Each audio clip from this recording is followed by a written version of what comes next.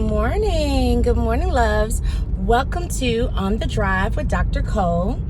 And many of you may not know that I am a licensed minister.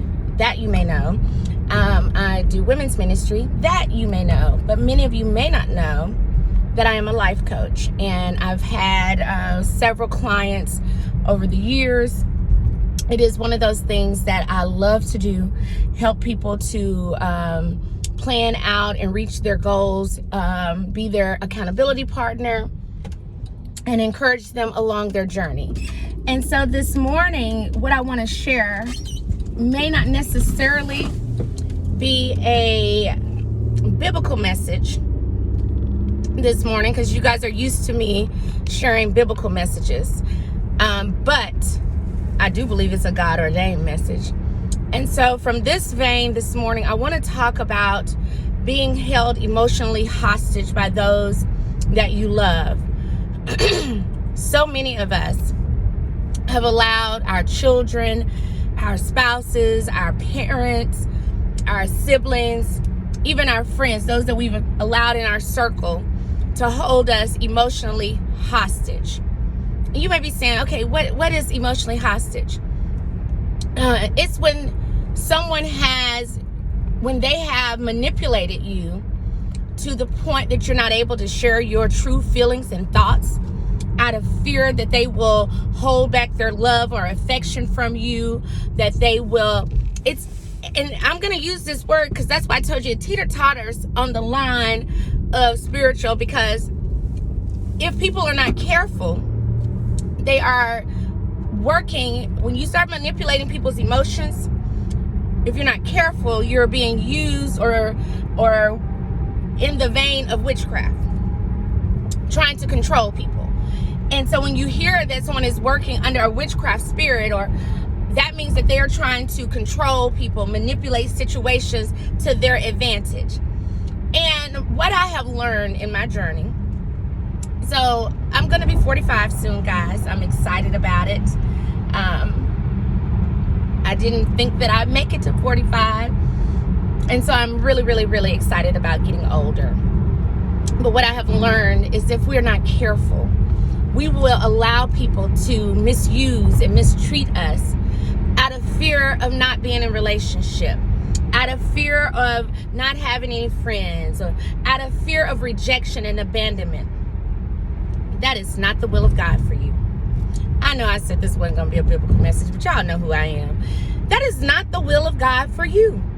God, He does not want you in relationships. I don't care if it is your children.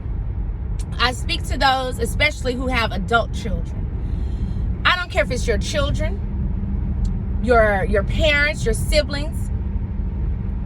God does not want anyone to have control over your emotions, to have you so tangled up and tied up that you can't say what you need to say. You can't express yourself. That is not the will of God for you. It is time out for living life that way. God wants you to live a life that is full of joy and peace. Yes, we are going to have trouble. We know that this is most people don't know, but this is a suffering way. But it's some suffering that God did not ordain for you, that you signed up for. And so I have decided I will no longer be in relationships that I am not free to be all of me. I want you to say that with me this morning.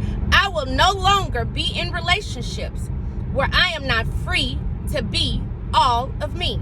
You are in relationships with people where you allow them to be all of themselves, and you got to tiptoe around them. You can't say this. You can't look too cute. You can't do this. You can't do that. The devil. God don't want that for you. I'm here to tell you, but you gotta decide you don't want that for you. I will not be manipulated. I will not be misused, and I will not be mishandled. Not even by my children, by those that I love. I will not be misused, and I will not be mishandled. That is not your Christian job, to allow people to misuse you and mishandle you.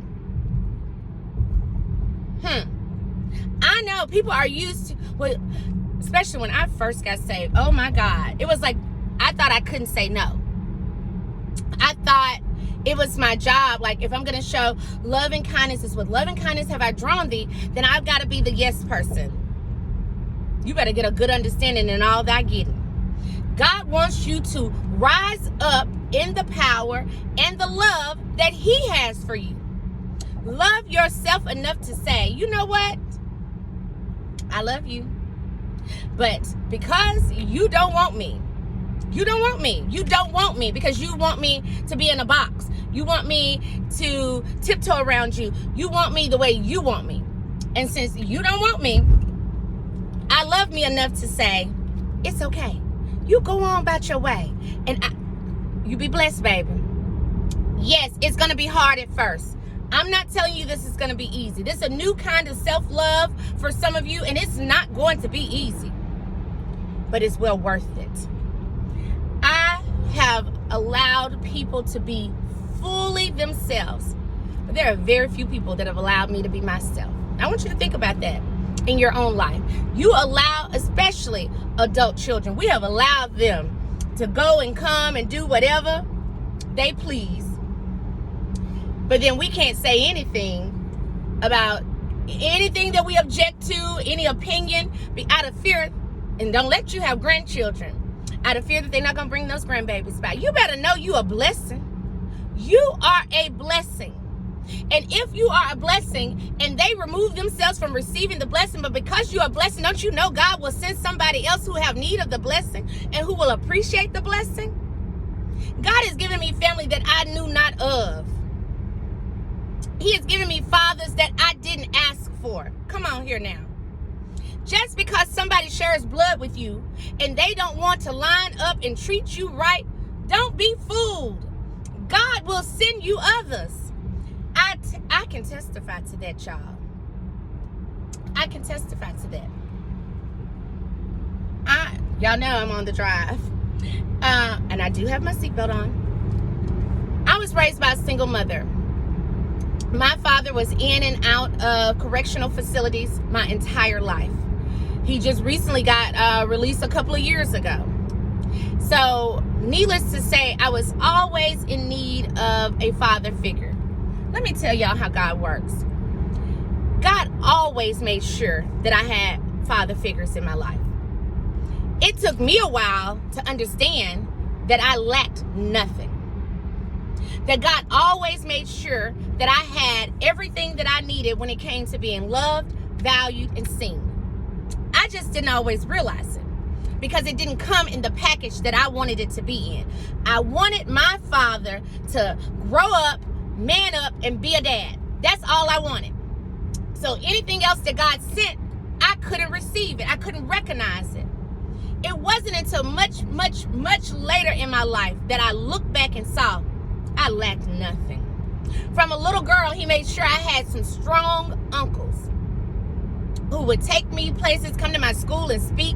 I lacked nothing. Then he gave me a mentor, Reverend Colenso Hubbard. He made sure I always had men in my life who took the place of this absent father. I lacked nothing. I'm saying this to you because somebody needs to know this. You think if you don't fit the box that they want you in, you're going to lack. You will lack nothing. It's up to you to recognize it. In my adult journey, I wanted what I saw some of my friends have, these strong fathers who love them and encourage them. God gave me the best goddaddy. Then on top of that, he gave me bonus daddies. I got Elder Mitchell, my goddaddy. Then I got Brother Bobby Mack. Y'all, let me tell you, don't nobody love like the Macks, baby. I have lacked nothing. Do you understand what I'm saying on this morning? So yes, it is going to be hard if you're not used to loving yourself this way. If you're not used to saying, I deserve better than this. I'm a blessing. I deserve to be seen and valued the same way I'm seeing you and valuing you. I deserve to be heard because I hear you. And when you make that stand, watch God bring into your life what you desire to have all along. I love you guys. I'm going to tell you, there have been times in my life where I have tried really, really, really, really hard to fit into the boxes that people wanted me to fit into. I tried really, really, really, really hard to be the Stephanie that they wanted me to be. But the one who created me, the audience of one, was not pleased with Stephanie. Because all the fabulousness that makes you you, that's what he wants to use. And he can't use you when you're trying to fit into other people's boxes. So on this morning on the drive, I just came to tell you, love yourself just a little bit better. Love yourself enough to know you deserve better. Love yourself to know that you are not too much. I know that's something that we've gotten used to saying to people. It's very hurtful, it's very disrespectful, and it's very demeaning. If someone is telling you that you are too much, baby, all they've done was free you up so you can be with the people who celebrate you. The people who you are not too much, you just enough. They wake up and be excited about you. They call you because they want to hear what you have to say. There are some people, let me tell you. Now, I'm not going to tell you you're going to have a whole heap of people. Because I don't have a whole heap of people. Y'all, these people are crazy this morning. Somebody has let trash fall all out of their vehicle all over the expressway. So that's why I had to hit the brakes, because this 18-wheeler in front of me hit the brakes and I did not. And there's a school bus behind me. I am surely about to get off this expressway. I don't know why, I've fans, why we drive so crazy in the mornings and in the evenings, in the afternoons, when it rains. But anyway, God, we thank you for that. We thank you for your grace, your mercy, and for your covering. So I say to you this morning, now, I'm not going to tell you that you're going to have a heap of friends, because I don't have a heap of friends. But what I'll tell you, you don't need what you don't have.